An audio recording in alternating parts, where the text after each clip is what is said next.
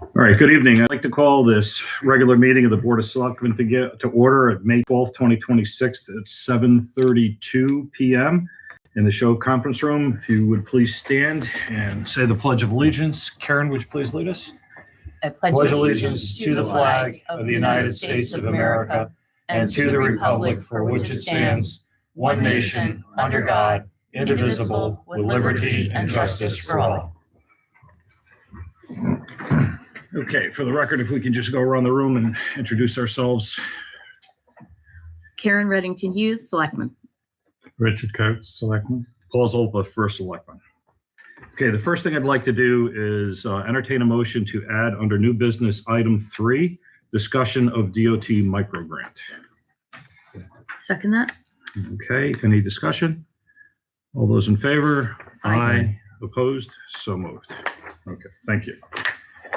All right, Selectmen's report.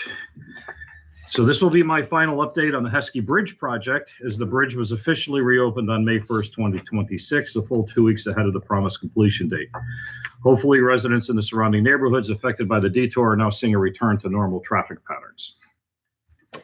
We received notification from the Connecticut Department of Energy Environmental Protection that a grant application titled Engineering Design for the Replacement of the Clark Brook Culvert at Minortown Road, Woodbury, Connecticut, to provide fish passage has been selected for funding through the Long Island Sound Ecosystems Grant Program.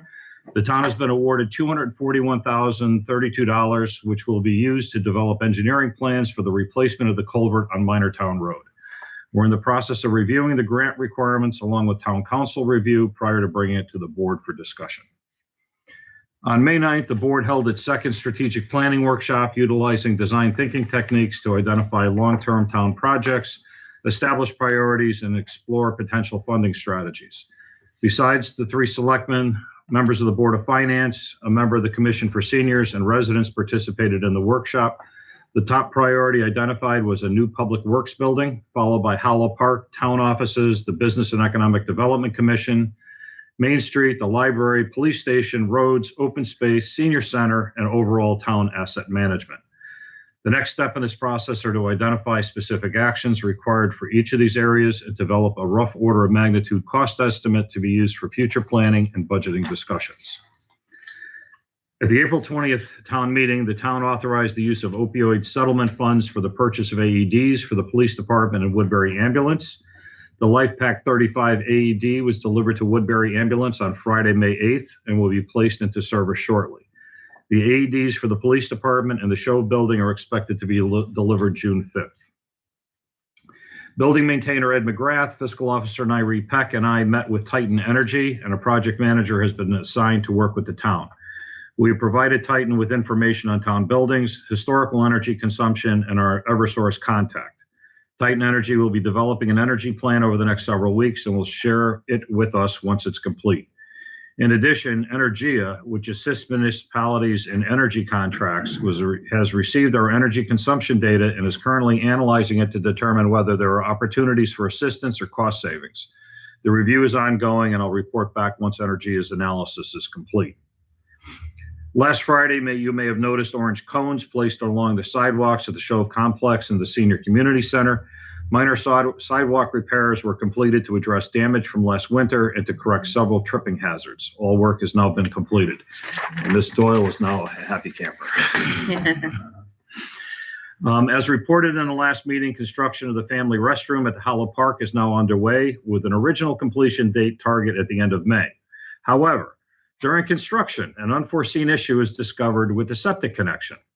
What was believed to be a cleanout pipe that led directly to the septic system was instead a shutoff, and that requires additional work. The project scope now includes cutting the floor, excavating a trench to properly access the septic pipe, and as a result, completion is now expected to be by the end of June. The Stomsky Preserve fence has been modified to correct the previously missing walkthrough. Park and Rec addressed the issue the very next day from our last selectmen's meeting, and the fence is now complete. As part of the Phase 1 renovation, shrubs and trees have been removed at the Soldiers Monument South Green, and new plantings were done on May 6th, and additional plantings are planned. In addition, a replacement for the Liberty elm was planted on Arbor Day. Our tree warden will be doing stump grinding and spreading the remaining soil in preparation for our Memorial Day observance. Please continue to follow our social media channels and the town website for updates. If you have any questions, feel free to contact my office. We held our first meeting with the police union and had a very good discussion. Our next meeting with the police union is scheduled for May 21st. Public Works was originally scheduled for tomorrow, but it needs to be rescheduled. White collar is scheduled for June 11th, and supervisors union has not given us any dates as of yet. I'll continue to keep the board updated as the process moves forward. No updates on the cybersecurity transition as from before. Nothing has changed on the cybersecurity grant. We're still waiting for that to be released from the government. So we're holding off any final decisions as to how to move forward with that. Regarding our police department, our most important activity for our police department occurred yesterday at 9 a.m. when Tyler Spence was sworn in as a part-time police officer. Tyler retired from the state police earlier this year, and we're happy he chose to join our town's police department. Welcome, Tyler. The police department handled 474 calls for service during the month of April, representing a 35% increase over March. We're continuing to see increased traffic stops. The April activity included 351 officer-initiated actions, 19 alarms, 27 medical assists, 107 patrol checks, 43 citizen assists, 6 motor vehicle accidents, 225 traffic stops, 2 domestic incidents, 1 operating under the influence arrest, 3 larceny, 11 suspicious incidents, and 2 untimely deaths. And the latest reports are available on the town website. Fire department handled 17 dispatches for the month of April. The April activity included 1 fire, 3 hazardous situations, 4 public service calls, and 9 emergencies.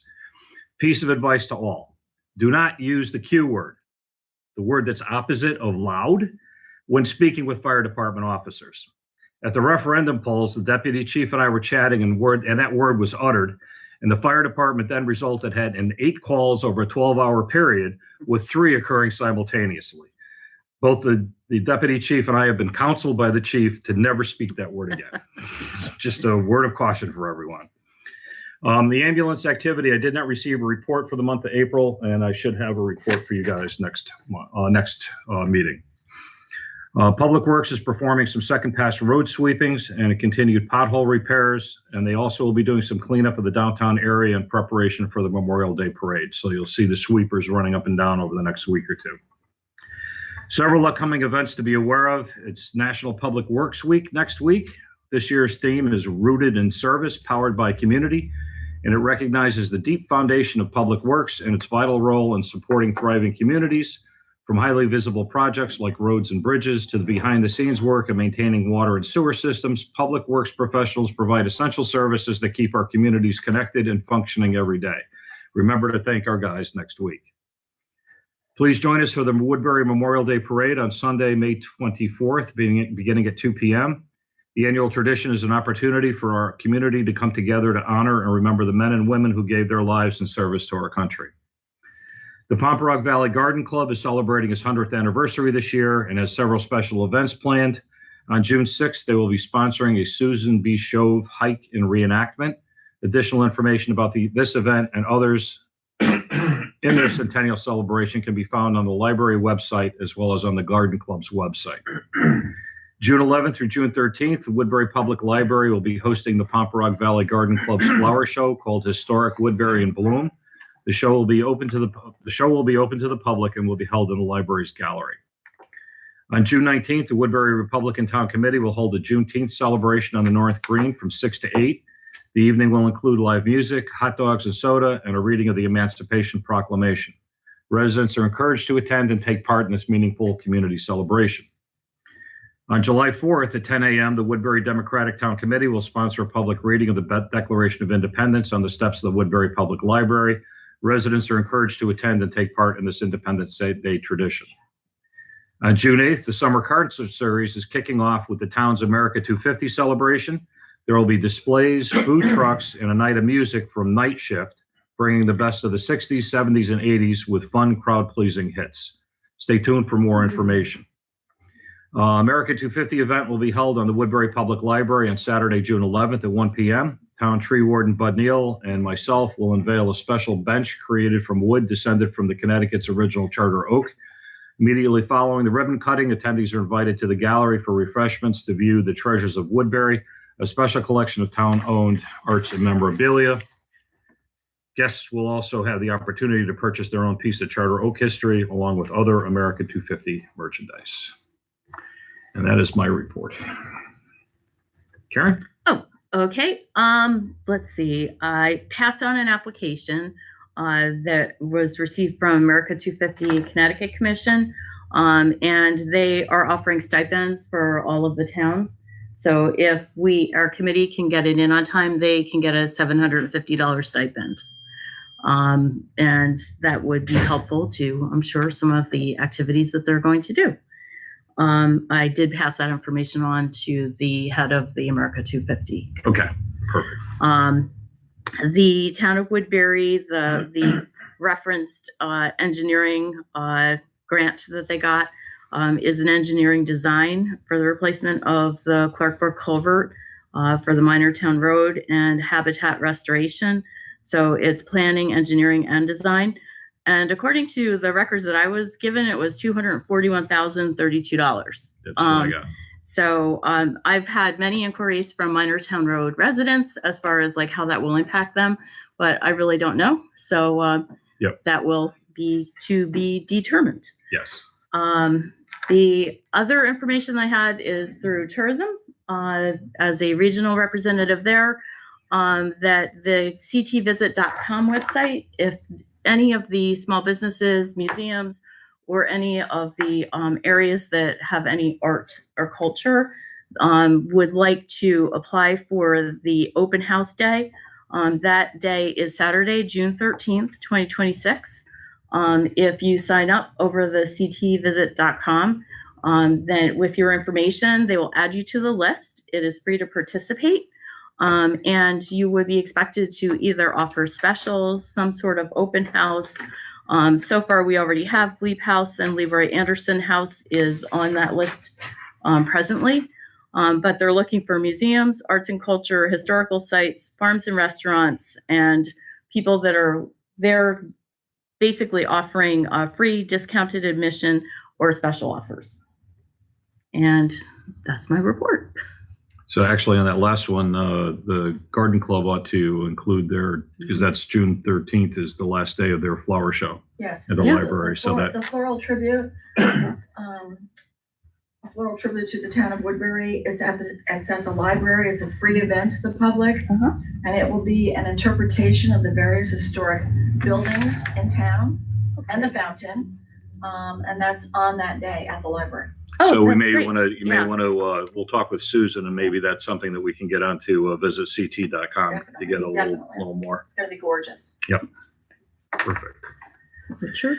Richard. The only thing I have is I assume that now that the bridge is finished, those speed cameras for detection devices are freed up. So I would like to ask you to talk to our police department to find out where they think would be a good place to deploy those to supplement the very commendable enhanced traffic policing. Yeah. So we had originally planned to leave those up just to show that traffic has calmed down. Okay. So, but it's been 2 weeks. So I think it's time to move. And I actually have a couple of ideas. I'll talk with Matt and with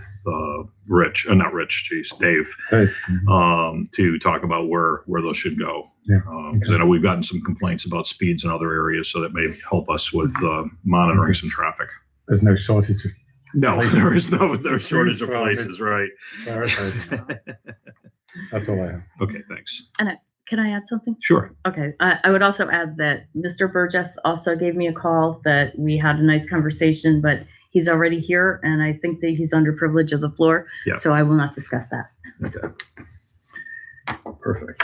Okay, so actually we are moving to privilege of the floor. Item 5, Board of Selectmen will recognize citizens who are asked to state their name and address to please limit comments to 3 minutes or less. 20 minutes of statements per topic will be allowed. All comments should be addressed to the first selectman, and decorum will be enforced. Please. Nice to meet you, Paul. I haven't met you before. Sit or stand to make any difference? Your call. Oh, I'm, Your call. If you're comfortable sitting there, it's okay. fine. Bill Burgess is my name. I'm at 12 Fawn Meadow Lane. And at the site of the solar project that's now in its install.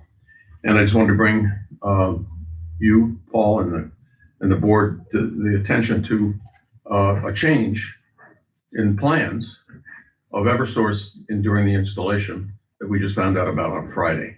And I just wanted to make, I brought files for you, which I'll just leave here. And basically has all the documentation, all of which is on file at the Connecticut Siting Council. So just the very quick points. The town requested in 2024 that underground utility connection be made by Eversource and by the power purchase company, Green Skies. And Green Skies agreed to the town's request. And the town ultimately approved in a letter agreement confirmation of the plan to have all underground connection from the solar field out to Orchard Avenue. Green Skies plans, all of which are online up until this past May 1st, have consistently shown the underground utility connection on Fawn Meadow Lane as requested and confirmed in an agreement by the town. Last week, Eversource reported that it had submitted an alternative plan for above ground interconnection on Fawn Meadow Lane to the town. We have not found any confirmation that that's happened. We don't know what the meeting was but we had a on-site meeting with Eversource asking for why they were doing what they were doing for above ground. Bill, can I just interrupt you just one second? When did they say that they had that meeting with the town? Late last week, Thursday or Friday. Thursday or Friday. Okay. And we had asked that they go to the town because they were planning on cutting trees in the wetlands and conservation area. And they were going above ground with poles on Fawn Meadow Lane, which was not agreed to. We have reached out based on this to the town, to Eversource, to Green Skies, and to the Connecticut Siting Council to try to find out what's going on, but it's imminent. The poles have been delivered. The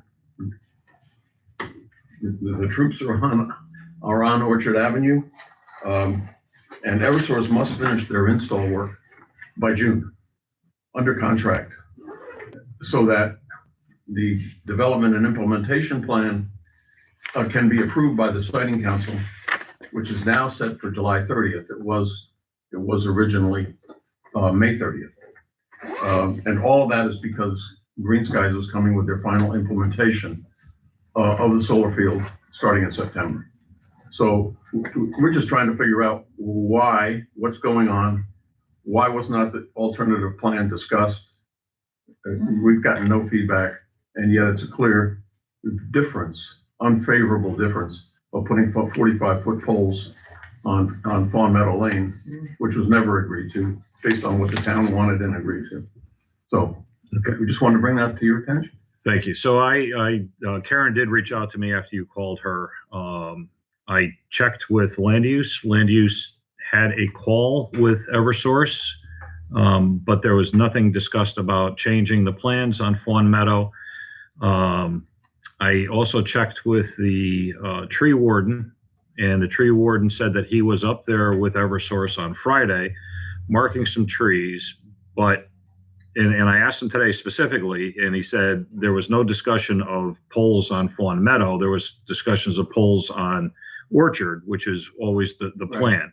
And he did say that there was a discussion about having a pole at the end of Fawn Meadow because of there's a wall that's there, and there was a discussion as to whether they should dig under the wall or whether they should put a pole before that and then cross, Orchard with that pole. Yeah. That was the only pole that he told me that was discussed. This report came from the Eversource facilitator, Ron Culp, okay, who's in charge of all this. There's not one pole, there's 3 poles, 45-foot poles.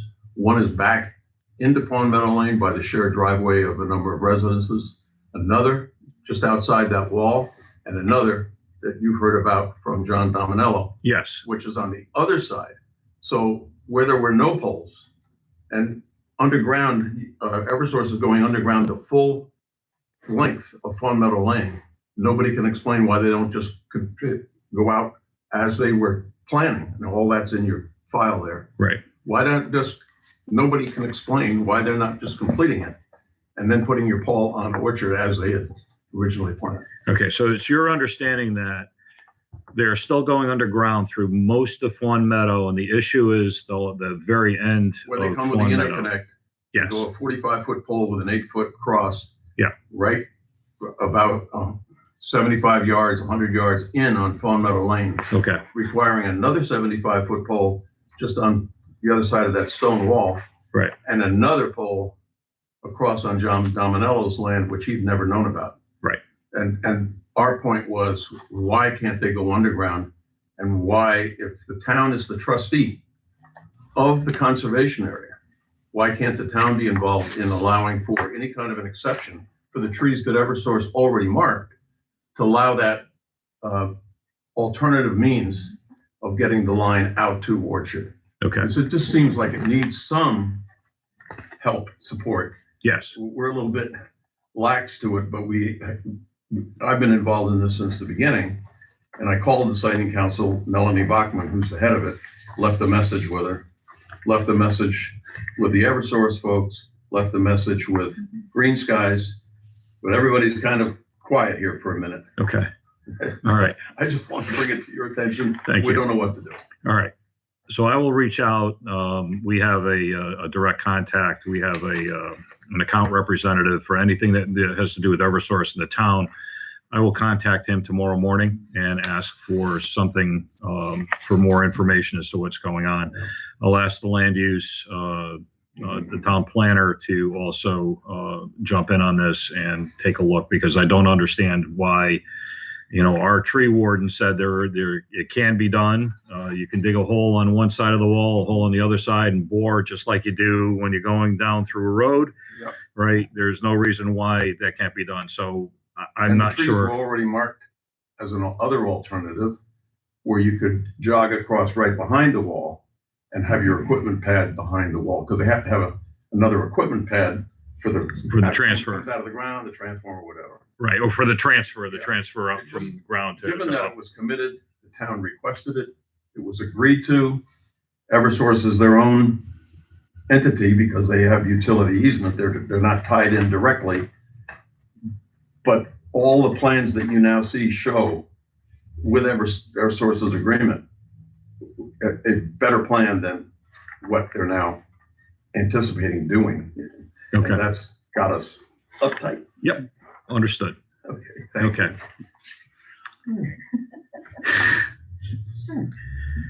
Okay. Any more privilege of the floor? Okay. Hearing none, we will move on.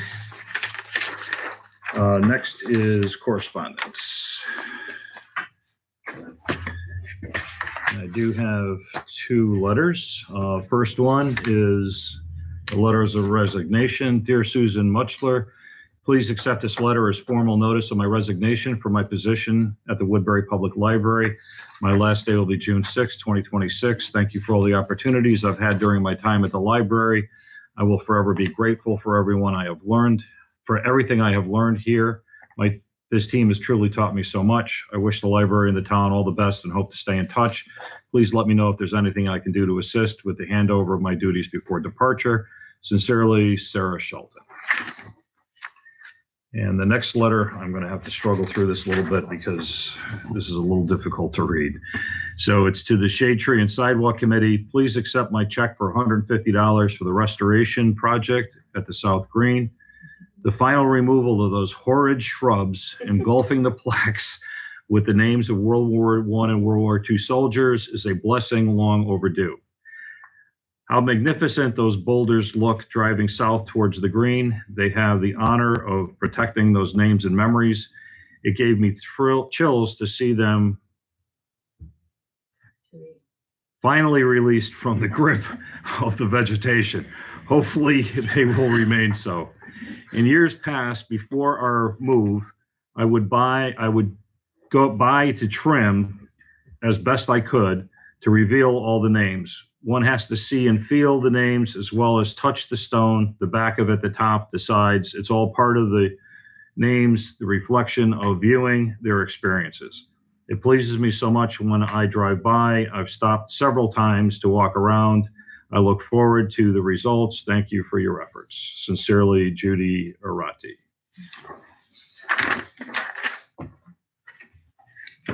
Okay, next, minutes. Richard, you want to do the first? Move to approve the minutes of the workshop of April 18th, 2026 as presented. I'll second that. Karen, okay, any discussion, corrections? Hearing none, all those in favor? Aye. Opposed? So moved. Next, Karen. Move to approve the minutes of the regular meeting of April 28th, 2026 as presented. Second.